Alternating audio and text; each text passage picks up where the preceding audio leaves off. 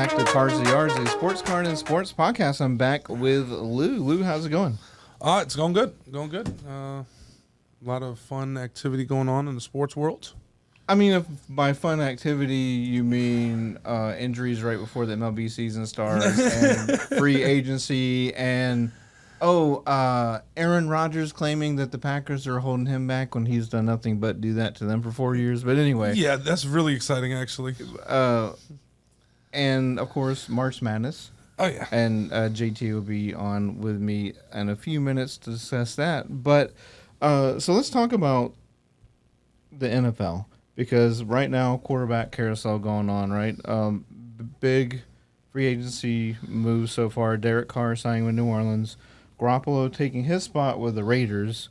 Aaron Rodgers, like I said, basically holding the world hostage and kind of demanding to go to the Jets yesterday, if I'm being honest. Which is probably going to be willed to happen by the media and everyone else. And then the biggest thing, which is a signing but a non-signing in a way, is Lamar Jackson being given a 1-year franchise tag by the Ravens, which he does not have to sign. So now he's shopping around himself. Oh, yeah. And trying to get, see what the going rate for him might be. So we'll start there, and there's other stuff going on too, but we'll start there.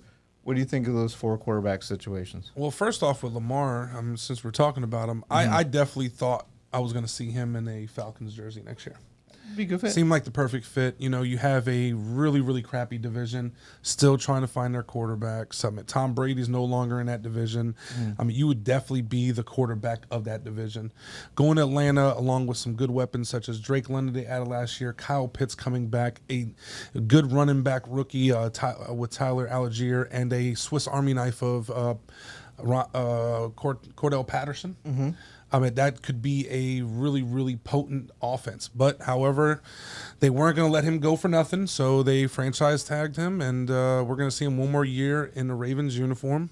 And hopefully this time he can play in the playoffs. Because, look, to ask for something in equivalent to, like, Deshaun Watson, and for the last 2 years you've been injured and not being able to carry your team into the playoffs, what does that tell me? That does not tell me to pay this man whatever he wants. Right. That goes, maybe we should be a little bit more careful on this situation because he may not be there for the next playoff series. Right. I'm not really too high on Lamar, but we'll see what he does this year. Hopefully he can go ahead and say, look, you know what, guys? I'm going to be in the playoffs this year. I'm going to take you guys further than what y'all gone the last 2 years, and I'm going to show you why I should be guaranteed all this money. So, it's Aaron Rodgers is Aaron Rodgers. He's always been a drama queen in my personal opinion. However, he can change the atmosphere and the offense of a team entirely almost by himself. He put together a wish list of, and again, this is a wish list of a couple players, including Lazard, including an old-time friend of his, what's his name? Veteran, small, fast dude. Randall Cobb. Mm-hmm. Randall Cobb and OBJ on his list saying, hey, go out and try to get these guys, and I will more than likely sign with you guys. Immediately that same night, no less than 10 hours later, they signed Lazard. Yeah. All right? And he then went ahead and said, hey, look, I intend to play for the Jets. Get your compensation ready, to send over to the Packers. Right now, they're in a discussion of what they want for that, for Rodgers. Now, I think Rodgers kind of screwed him over by saying that because now, Packers are like, hey, I want a first and more. I just have such a problem with players doing that. Like, I'm not talking about voicing displeasure, but, hold a meeting. You're basically undercutting the team that's trying to get you out of there. Well, then again, I think the Jets started that by releasing the information of the report of them saying that Aaron Rodgers had a wish list. Yeah. So I think he came back and said, okay, well, you want to make me look like the bad guy if I don't sign with you guys? Well, I'm going to make you guys pay for it now. It'd be interesting if that would be seen as tampering, and then the then there would have to be compensation on top of whatever the trade compensation is, Mm, and that yeah, would yep, be. yep, I definitely. mean, that That might be could go down. a route to go and to not make this last Could go down forever. Jimmy G to the Raiders. Yeah. I think Jimmy G is equivalent to, like, say, Kirk Cousins. He has the numbers. He can get you wins. He can move an offense. He can get you first downs, and that's what it matters about in the NFL. He can lead a team.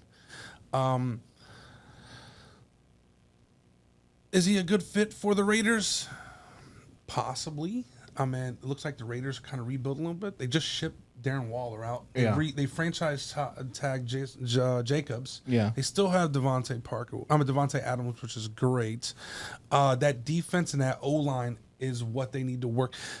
If they can solidify that defense in a something, little couple of spots there, and solidify some of that O-line with some high picks, I think that Jimmy G will be fine. Jimmy G coming off an injury, to be running for his life right out the gate, I don't think it's a really good fit. Yeah. They didn't break the bank for him though, so that's good. So it allows you to have some more buying power to go into the free agency, and get some other veterans, maybe a veteran O-line, maybe trade for some veteran O-line in there. What else? We have Derek Carr. Derek Carr is an interesting one to me. Derek Carr, I mean, us here in Houston know the Carr brothers really well. And Derek Carr going to New Orleans, I had him either going to New Orleans or the Jets. I mean, even before they started reporting that stuff. Once I figured out they were releasing him, I said, it's either going to the Jets or he's going to New Orleans or possibly Indianapolis. But Indianapolis has tried 3 times in 3 consecutive years to try to bring a veteran in there. And they're just like, this ain't working. So that's why I think they're gonna move up in the draft. But back to Derek Carr. Derek Carr, he has a point to prove. He is really, really, really upset, and he said it in one of his reports that it built a fire underneath me, that the Raiders, for what I've done for them and how much I've stood by their side, would just easily do a part with me. So I think Derek Carr is going to really shine in New Orleans. Now with New Orleans recently signing Jamal Williams in the backfield to go along with Alvin Kamara. Yeah. And if some of you guys that don't know Jamal Williams broke Barry Sanders' rushing touchdown in a single season last year in Detroit. He was a phenomenal running back, and I'm pretty sure with him and Alvin Kamara in the back as a 1-2 punch, it's going to look really good. Michael Thomas just restructured for 1 more year with New Orleans to show him what he's got. He hasn't played in 2 years because of a bum toe, right? And then also on that side of the ball, I mean, you have Derek Carr, which can sling the rock now, and new wide receiver Chris Olave. Chris Olave last year with Andy and with Taysom showed that he can shine. Now you put a quarterback that can sling the ball and has some type of experience. Oh, I believe Olave is primed to go off. And then at defense side of the ball, you still have Marshawn Lattimore. You still have what's the big fellas on the end? Oh my gosh, forgot his name.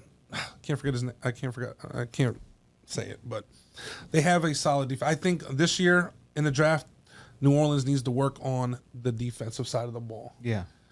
And Derek Carr needs a defense in order to win. Derek Carr can put up numbers. It's just a matter of keeping that other offense from putting up tons of numbers. Because now when you start putting him in a spot, he kind of, as we see last year, kind of crumbled a little bit. So, I mean, that's my thought on those couple quarterbacks and a little bit of the things going on around the league. But yes, every year it seems like a quarterback carousel. Sure, because that's like the one position everyone points to, even though, like you said, in the draft it's probably better to focus elsewhere. But the Texans are going to use that top pick on a QB, and that there's probably going to be maybe 2 or 3 other teams that use a first-round pick on a QB this year, and it's almost like they panic. Like we have to get a quarterback. Up to the number 1. Yeah. All right. So the Bears dropped down to number 9. I forgot what number, but they're still in the top 10. Now we know they're definitely not going to QB. So you have Carolina that is saying, "Hey, look, we're not sold on keeping this number 1 pick. We might actually trade it away and get some more for this. Yeah. Because they did just sign, what's his name, to QB? I think it was the guy with the Commanders from last year, Heineke, I think. I think went there. And then they just signed Miles Sanders as a running back. We're going to see. Then again, do the Texans with the number 2 pick take a quarterback? Yes, if it's not somebody Bryce Young, I wouldn't take Bryce Young. I'd take CJ Stroud. He's just built. He doesn't look fragile. And CJ Stroud, I think, would be a perfect fit for the Texans. But now the question is, what do you do with Davis Longneck Mills? I would make an offer to Lamar Jackson. Just saying. Just see. Do you think Lamar wants to come to a team that's in full blown out rebuild? I think that the head coach is going to draw on some players.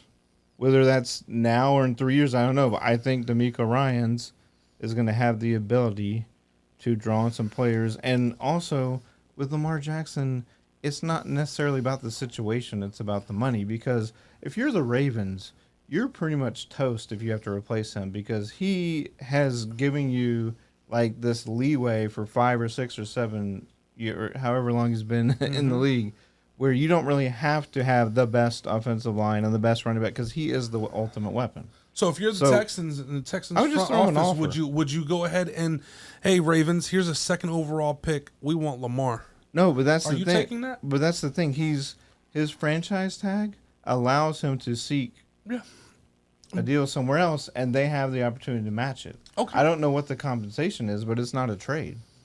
There might be a compensation involved once you franchise someone, but no. Then again, do you take on that big, huge contract with Lamar that hasn't proven himself yet in the playoffs, or do you go ahead with a first-round rookie quarterback that's going to save you tons of money in the first 5 years because you pick up their 5th-year option if you choose to, and use all that money elsewhere to build around that player? I wish that they had gotten Carr, to be honest, because then you're not. I could have seen him here too. Because then you're not gonna rely on a 3rd-string caliber player, and then you're not relying on. You're not. I would rather invest in offensive line and defense with the 2nd pick, and the other 1st-round pick we have, and then just build this thing. Especially with D'Amico Ryans building a defense here now. It's going to take him about 3 or 4 years to get this team right. But yes, right now, in all honesty, throwing $30 million a year on a quarterback would be a waste, and a 2nd pick overall may be a waste too. So I don't know what they do, but they should have jumped on one of these mid-level quarterbacks. If the Texans don't take a quarterback in this 1st round here, or at least get a good amount of draw for the rest of, for this year and next year, then it's complete waste. Hopefully, D'Amico can go ahead and say, "Hey, look, this is what we need to do with the 2nd overall pick." I mean, C.J. Stroud could be a good fit. I mean, he's sturdy. He can throw the ball, but then again, look at dude from Florida, Richardson. Yeah. Richardson's got a cannon too, but then again, let alone we don't want to just lean on the cannon the size of the arm. Look at Russell from the Raiders. Remember, he had a cannon; he could throw about 80 yards, but he didn't know how to read defenses. He couldn't play QB. He just had an arm. And remember, Brady was a 5th-round pick, and Brock Purdy was Mr. Irrelevant. So yep. So we'll see how that turns out. Not that that'll ever happen again, but yeah. Real quick, because you're a Cowboys fan, thoughts on cutting Zeke? I'm happy, but I'm not happy. Yeah.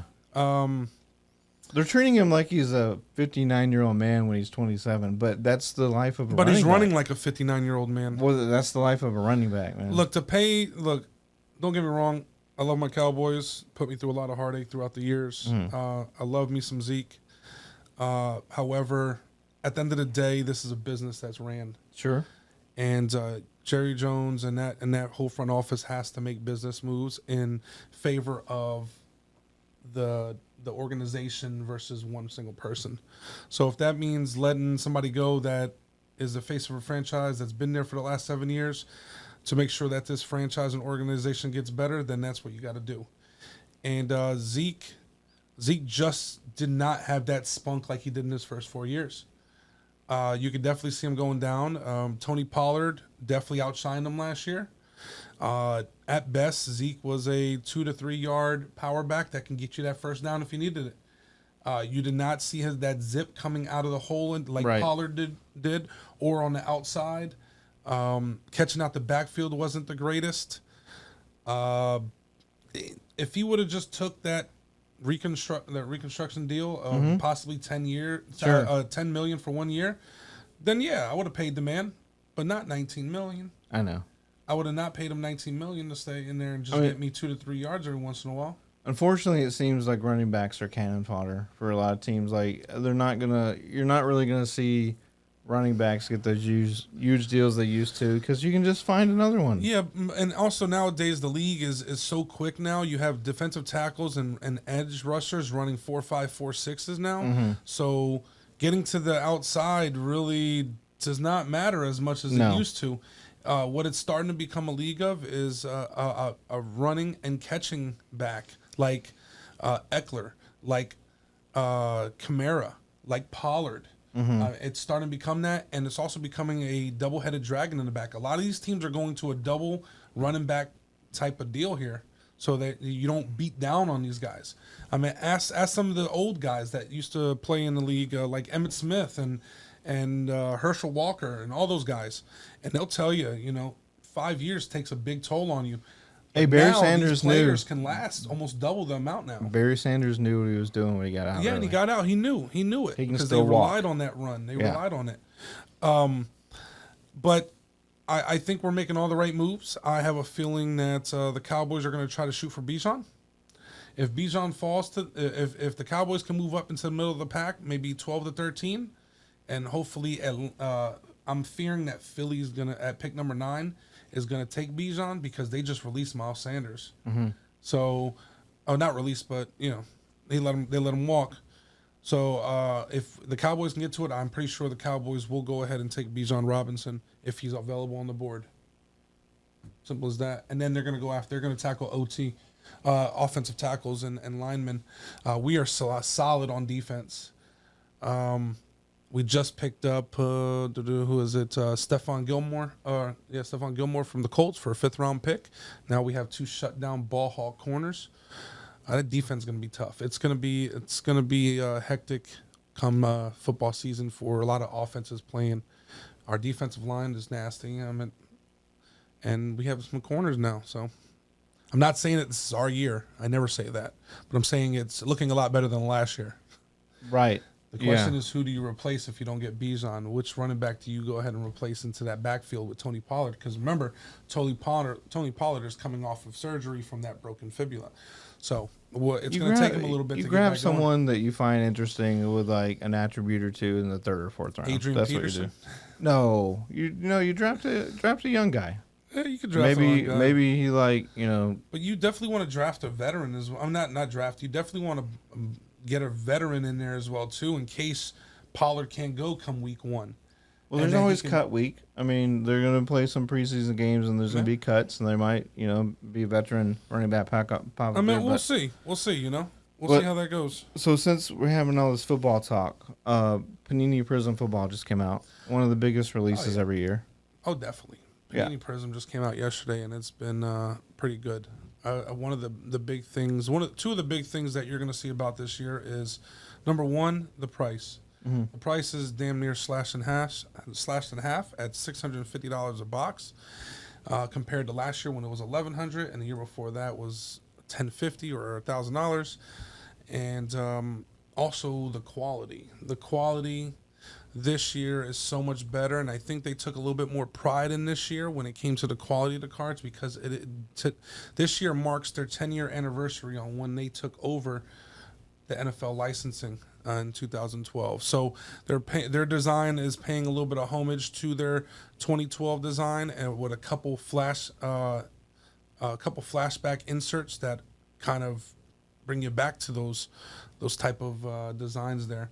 They're new this year. Not new this year, but this year they kept the whole cool little inserts with the mangas. The mangas are, to say the least, phenomenal. I mean, these things are great. They still have the color blast. They have some other new inserts that are in there. This is also Tom Brady's last playing season in the set of Prism. We're probably going to see him now on those historic cards, the legends and things like that. Like Yeah. you see Peyton Manning and John Elway on, and that's going to be kind of weird, but we're going to have to get used to it. But he's making his first appearance in baseball. Yeah. But Yeah. the draft, right? Hey, and speaking of baseball, we got the World Baseball Classic going on. There was kind of a surreal moment where the Astros were playing a tune-up game against Venezuela, and Jose Altuve got a hit, and all the fans were noticeably conflicted because, like, yeah, our guy got a hit, but it was against our team, but just exhibition, so that was fun. And Didn't he put like a back-to-back over the fence against the Astros? yeah, he did.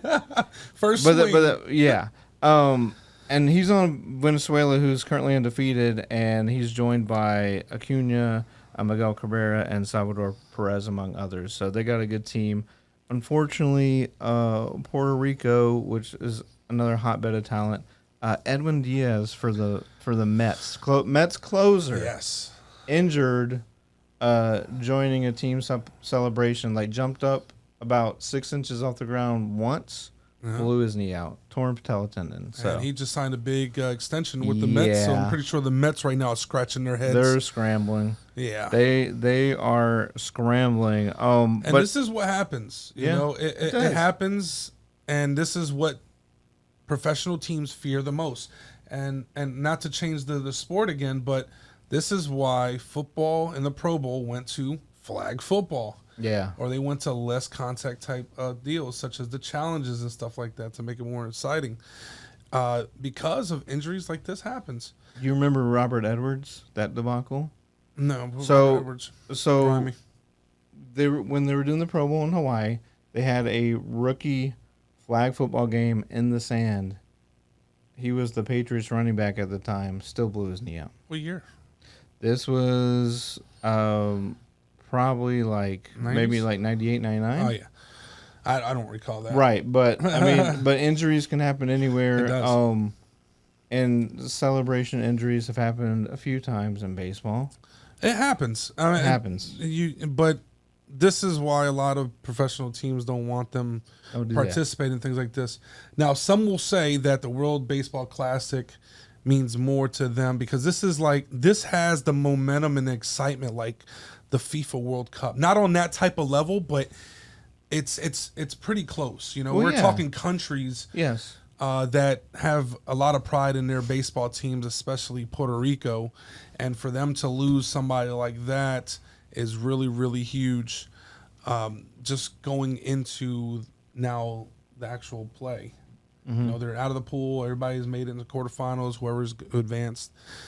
This is tough for the Mets and also Puerto Rico right now. Like they're both sides are scrambling. Yep. It is a fun tune-up going into the season. Kind of take a break from spring break and or from spring training and watch the World Baseball Classic. And speaking of, you ever get any more Top Series one? Oh back in yes, soon? yes. Yeah. I went downstairs looking for it just a moment ago because I Yeah. was really excited.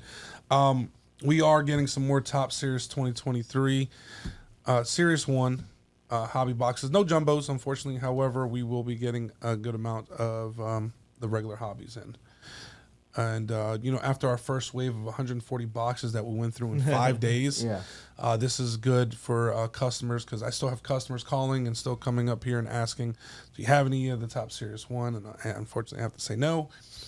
But if you guys are watching this, please come on up here, give us a buzz, check in with me and see if we have any more left. I think it's arriving here soon, probably tomorrow. But hopefully you guys can grab yourself a box. Very, very affordable. Short prints the super short prints are really nice. They're easier to see now because they're now in gold. Yeah, Much more rare. much more rare, but they're awesome looking now. Yeah. The Topps logo's gold, and then on the back you got the big SSP in gold. It's pretty And neat. they did it for all 330 cards, right? All SSPs, yeah. Yeah, that's crazy. It's pretty cool, man. I mean, chasing the SP and the SSP and the Ultra SP or whatever they called it was fun, but it was hard to tell. You had to It was squint. like You're like, oh, it's like that's size number. 4 font on the back, and you had to Not even Google. that size, like 0.5. Dude. Yeah, you had to Google the code, and it was ridiculous. So. You had to remember the code, like, okay, 457. Okay, 457. You go through thousands of cards at 457. You're like, oh man, none. Yeah, Now it's easier. And then that, and I know people are chasing like Adley Rushman and some other rookies, so that's always fun. I believe it's landing Monday. Yeah. Possibly tomorrow, Friday. I'm hoping it lands Monday, Okay. so I can be here for the awesome pulls with you guys. So. And then, so something non-sports, Ultra Avengers, Fleer Oh, Ultra, my Fleer. favorite. It does say Fleer Ultra, right? It is Fleer Ultra Fleer Ultra. Well, Ultra Avengers. Fleer Ultra. Yeah, I was same just thing. I was just wondering if they weren't going to mention Fleer, but I think they've embraced the fact that Upper Deck. I know consumed Ultra's Fleer. on there. I know it says Yeah. Ultra because I looked at it, but yeah, go ahead. I mean, these are awesome cards. So one thing is 80 point, nice nice card. and thick. Reminds me of Flare, and the art reminds me of masterpieces. This what's big for comic fans, and this goes for the 90 card base set only, but it's original art.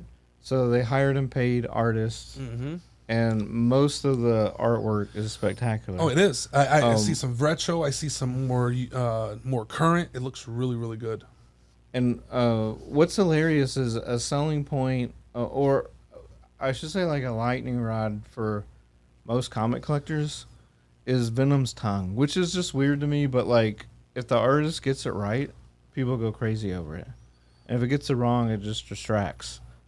So the Venom card is highly sought after right now. Thanos, They got sketch cards in there now too, which are yeah, awesome. yeah, and but those are so tough now. They're like 1 in 2 or 3 They cases. They are. But old favorite Jambalaya is back. Oh, the Jambalaya, yeah. They have you some got- beautiful inserts. The chess pieces. You seen the chess The ones chess yet? pieces are amazing. The big one, and they go up a tier and piece. So pawns are like 1 in 16 packs, I Yeah. think. The kings are 1 in 720.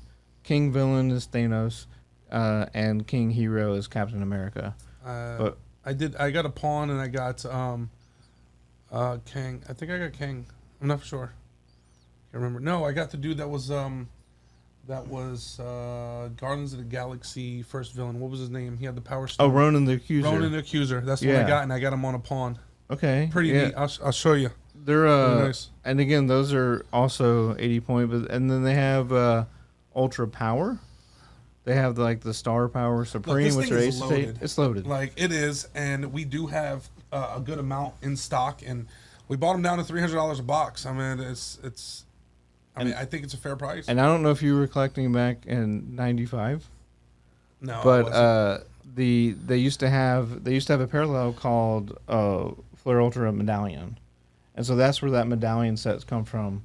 Beautiful like silver cards, but looked that up. I I haven't think seen they that have one. 5 parallels. The gold are numbered out of 199, look amazing. But of course, I seen. I know which one you're talking about. Yes. and I like the fact on these because I think we had this conversation about both Spider-Man and X-Men, which were metal sets, but you couldn't really tell on the parallels. Like, is this a gold parallel? Is this Yes. yellow? Is this gold? This one, and some people are kind of divided online about the amount of foil streaks. I like it. The green parallels that you get 1 per pack, I think that's beautiful. And then you have like blue and red and burgundy, and then of course 1 of 1.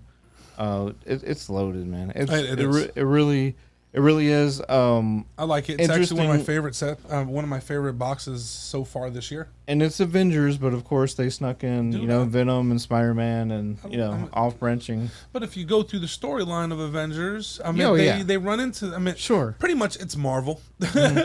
Yeah. Avengers is just a really good way to get people to be like, oh, Iron Man, and they go search for him. That has everybody in there, man. I've seen some names I forgot were even in Marvel, and I'm just like, oh wow, that's so cool.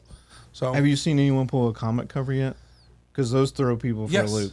I pulled a couple of them. I pulled 4 of them, and they got 3 comics on them. No. No? Oh. These are now these may be case hits, but they're basically they take Avengers 1 through 108, and it's a card with a cover on it, but it's serial numbered to that cover. So there's a 101 cover number 1 out there somewhere.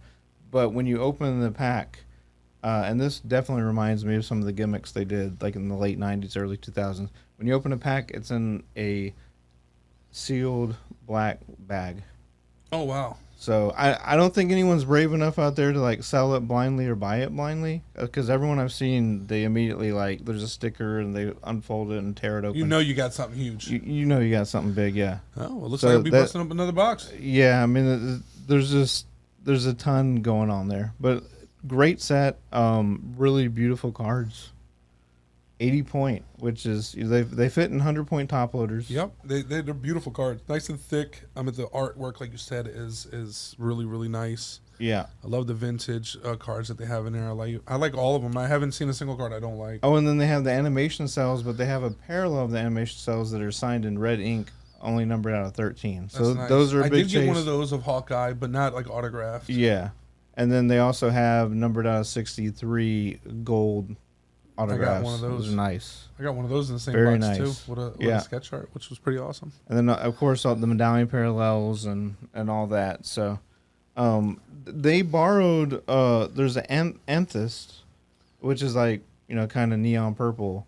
Not serial numbered, but it's a case hit. So they kind of borrow that from like the way that like Select does Zebra Yeah. in football and WWE and stuff, where it's like people know that they're valuable, but it's not necessarily numbered, or you wouldn't know that if you didn't know what to look for. But I guess so there's all more kinds than of one bonus box hits. then, so I Yeah. can see some of these other color parallels and other neat stuff. Yeah, there's a couple Easter eggs in there. I felt sure. after doing a box at $300, I actually felt satisfied. Mm-hmm. Not because of the hits, but also because of the just how thick the cards were, the quality of the cards. I felt like I got enough for my $300. And then of course after seeing hits, I'm like, yeah, I got way over enough. Yeah. But just I felt more satisfied than anything, and we rarely feel that nowadays when we open a big box. There's some boxes that are $300 that only have 6 cards in them, and you're hoping for a big one. But this Yeah. one has nice thick cards. I think there's like 6 cards per pack and like 10 packs or something like that. So it was very satisfying to finally open one of these boxes after hearing about it. So yeah, I enjoyed it. If you guys need to, just come on up here and then grab yourself a box, and I'm pretty sure you'll be satisfied. One of us will sit down and help you go through some of your hits and, kind of school you up on what you should do next with the card. And then also you got still Panini Player of the Day for NBA, going through April 1st. Yeah, we have Panini Player of the Day for NBA coming up. So you come in, you buy anything other than a cello pack, which can be like a hanger, a blaster box, hobby box of that sort. We have, of course, the rules that we can go over as well with you when you come in during those days. And then you go ahead and you get 2 packs of Panini Player of the Day for basketball. And you also get your name written on the drawing. The drawing will take place with Victoria, and Victoria will draw, but the big grand prize is a 25% off shopping spree, along with some other goodies from Panini's Player of the Day, which I don't know the exact contents, but they've never failed when it came to giving a nice little package of that sort. So once the Panini Player of the Day starts, you guys can come in here and then we can get that thing going and get your free packs and get your name on the drawing and shoot your shot. Absolutely. Well, Lou, thanks as always, and we'll be back with JT talking about March Madness. Hey, welcome back to Cars of the Yards. I'm Mark here along with JT. How's it going? What's up? It's been a little while. Yeah, been a little while. Saw you at the TriStar show not too long ago. Yeah. So it's March Madness. What do you think of the tournament? Without any spoilers, because I know this will come out in a little bit, I think, one, just the bracket seating itself has been Sure. very interesting, and kind of, obviously, there are major missing teams that turned down the NIT even. What do you think about that clump of Texas teams in the Midwest? I think for the region here, it's going to make for a very entertaining tournament, and it's probably going to bring more eyes, honestly, to the tournament. You'll still have, just because you have Houston A&M and Texas that are at some point going to play. It's just kind of unfortunate that they can't even meet, in the Final Four in Houston. Although you apparently think Houston's going to get beat out, in the first round, which happens pretty much hours before. If it's going to happen to after somebody, it'll be recording it. Houston. No. No, I'm just kidding. I don't think they're going to go to the final. I mean, if they do, it's great. Well, a lot of it depends Home on turf, Sasser. but they're injured and they're not where they were. But Sasser has a muscle pull, and from WebMD says a muscle pull can last from 2 days to 6 months. That's So why you don't figure that trust one out. WebMD. Yeah. No, I know, but no, but they were saying based on the grade sprain, which they're of course not going to release to the media. Yeah. I wouldn't Yeah. think at this point you would do that. But we have already had our first upset. Yep. A 13 beat a 4. Furman beat Virginia. Man, I thought, Furman was down 4 points with about 20 seconds to go. They missed a shot. They got a hustle rebound. Guy went up for a dunk. Fouled real bad. Made both free throws, and then Virginia turned it over. And Furman comes down and goes up. Stayed up. So March Madness. March Madness. Yep. Another close game was Maryland, West Virginia. Maryland squeaked by I Yep. think 2 points. Yeah, I mean, like you said, I mean it's up in there. It's not, the parity on the men's side has been here for a long time. On the women's side, man, it's not like it used to be where like the number ones would just march straight to the Final Four. So it's going to be interesting. Both tournaments are going to be really interesting. Are you saying Tons of women's good are not basketball. marching straight to the Final Four? The number ones. Well, South Carolina is. Well, South Carolina is, yes. My but, bracket has South Carolina. If they could play every but- team, they would be. But it used to be when you filled out a bracket, you would just take the highest seed. Yeah, yeah, And you would have yeah. like 95%. You can't do that anymore. yeah. Now with men's, it's always kind of been up in there, but more so recently. I mean, Well, we definitely we more already so we already had the six. The We've 16 had a lot of win outliers. a couple years ago. Yep. It seems like 15's winning are common, 13's, 14's. So what do you think about? So let's go over the 12-5 matchups because those are usually where the upsets occur, right? I mean, historically, I don't know if they're going to pull it off, but Charleston's pretty close with San Diego as we record this. I did pick Charleston to beat them. And then you have Oral Roberts and Duke. I think Duke will take care of them fairly easily.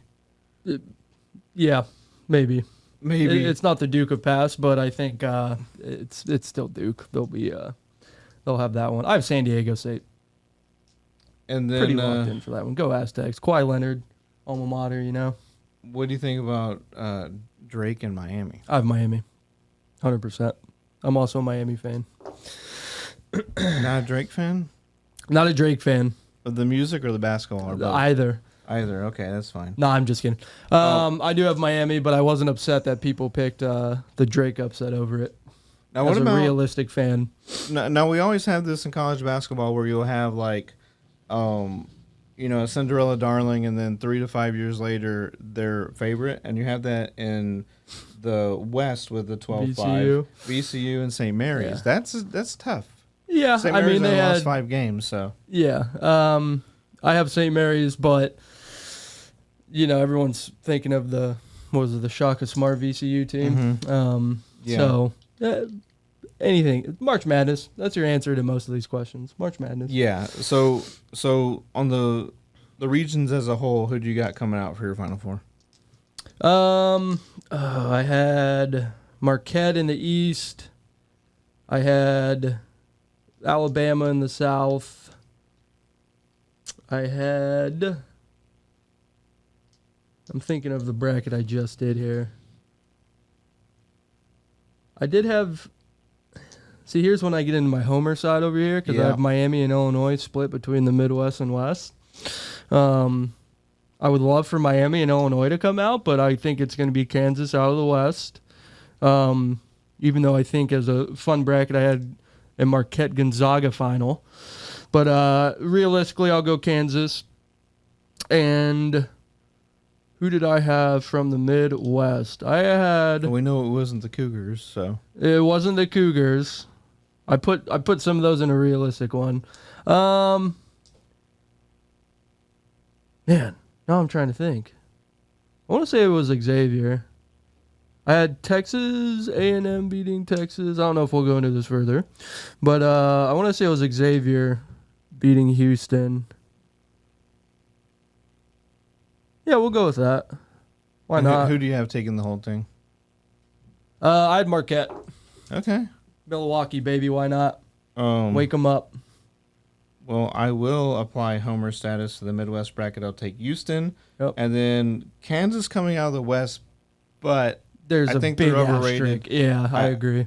Like, part of me wants to take UCLA. Yeah, that was my Um, number 2. Yeah. And then on the other side of things, East, maybe a bit of a stretch since Coach K left not too long ago, but Duke. And then Alabama, and Alabama versus Houston, and Houston avenges their loss to Alabama, and they win. So that's what I got. But look, it's fun. It's just fun. And U of H, their whole thing depends on is Marcus Sasser healthy?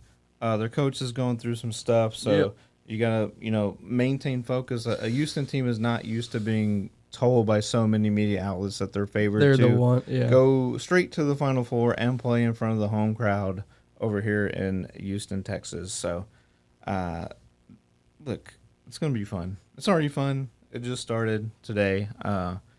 Games. I love Thursday and Friday because games just go All day. seemingly all day and night. The weekend's also fun, and then the women start tomorrow, right? So Yeah. it's gonna be good. I'm excited to see what happens, what shakes out. Absolutely. And then speaking of baseball, y'all got a basketball break coming up, so just go to the Adventure Begins website. Yep. And we'll have a check that NBA out. break at the end of March Madness as one of the. So we're doing basically our March Madness event. It already kicked off. We did our brackets, but it's something to definitely pay attention to for next year. And next year we also plan on kind of entering that mid tournament bracket as well. So some of the people who maybe missed the first week or so of bracket turn in from Selection Sunday until Wednesday when the play-in games were. So it's a small window. We want to try and grow it so we can get more people involved. We had about 30 something brackets, so it was very popular for everyone who was in here. But we have punch cards as you come throughout March Madness. And the final prize is a spot in an NBA break, and it's right after the tournament concludes. The date will be posted online exactly with the time, so go check us out there. The March Madness event was awesome. Tons of brackets turned in. I mean, obviously, 99% had Houston going the whole way. Yeah. But we had some massive outliers that were fun to take a peek at. Did you pick up any strategies? Like sometimes people like to pick teams with all dog mascots or all cat mascots. Or all We cats and spent dogs? about an hour with one of our employees from downstairs who Richard and I were going over, and the thought process behind a lot of these picks were absolutely phenomenal. And Rich and I both put one in on ESPN just in case. Yeah. Just in case. Because it was so out there, and 100% had Furman beating Virginia, and I don't remember the reasoning why. It wasn't just a pure underdog list. It was actually location, mascot, and personal history based, and it was phenomenal. So, Okay. but that's the fun of it, right? That's the fun of it. Oh, absolutely. I always favor the ones that pick all dogs. Yeah, that's fair. And it has happened. I mean, especially with Gonzaga being good recently. Mm-hmm. What do you do for the non-dog mascot teams, though? I mean, I think there's enough typically out of the 64 teams. I'm just looking To get here, all and I'm not dogs. seeing, I know there are, but there's not a huge amount. Well, you just skip them in favor of the dogs. I mean, you just put the dogs going all the way. There's got to be Yeah. at least one dog mascot in each That's of fair. these regions for sure. So March Madness going on, all these breaks going on. So get up here. You'll have March Madness on the TVs. We got baseball around the corner, hockey. Yeah. Oh yeah. I never get to talk about hockey. I'm my team made a lot of massive trades this season, Yeah. and I don't know. Did you watch home and day off? Did you watch the Big City Green Classic? We had it on absolutely- TV. I had to show everybody about it because I they're like, absolutely "What is did. this?" You can still watch it on Disney still Plus. can. They I put it on agree. Disney Plus. They did a quadruple simulcast Yep. on Disney Channel, Disney XD, ESPN Plus, Disney Plus. I enjoyed the fact that they had Bill and Grandma in goal, and I admire the ability of the announcers to remember what players that Cricket and Tilly were representing yeah. at all times. And and the announcers were in full motion capture Yep. suits. So Yep. credit to them. I mean, they had a whole crew just for that. I think the regular game was on ESPN. It was ESPN Plus or ESPN. Yeah, but they were. If you're a fan of Big City Greens, they also had a poster for Groblins 5 in the back, and then Wholesome Foods, which is the rival grocery store, Yep. was the sponsor of the Zamboni. I also enjoyed some of the interviews they did. Some of the ones, I during the think it was game. like second period, and it was Yeah. just the game's still being played, and the camera just pans over, and it's Driver Dave. I've never seen the show, Okay. so funny.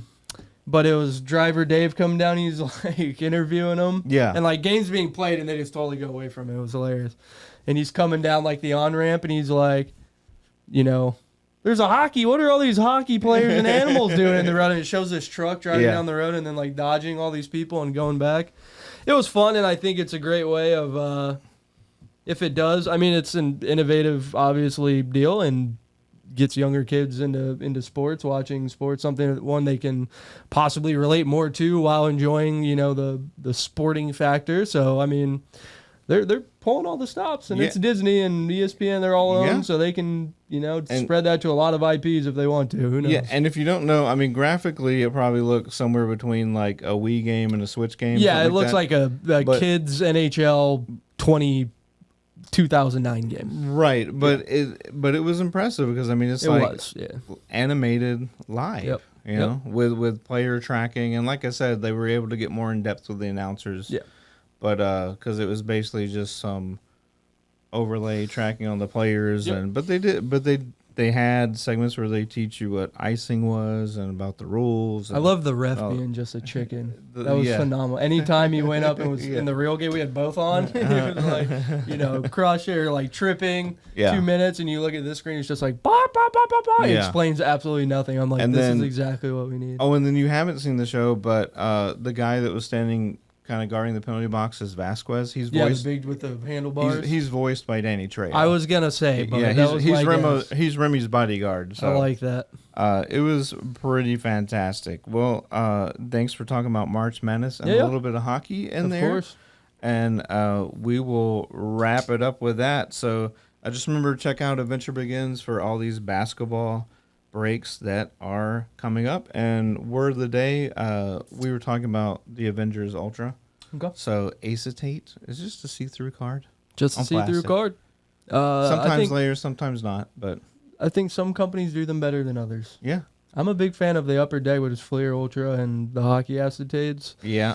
But Illusions is one of my low-key favorite football and basketball sets, and they're pretty acetate heavy. So Yeah. and quality. They have like vary. clearly Don Russ and all that stuff. But Yep, that's the yeah, word of the day. So until next time, thanks to Lou. Yep. Thanks to JT. I've been Mark, and this has been Cards to Yards. Well, gang, that's all for today's episode. So join us next week. Cars to Yards, brought to you by the Adventure Stadium, and the adventure begins. Again, we're located off 1488 and Woodland Square Boulevard. See you next time.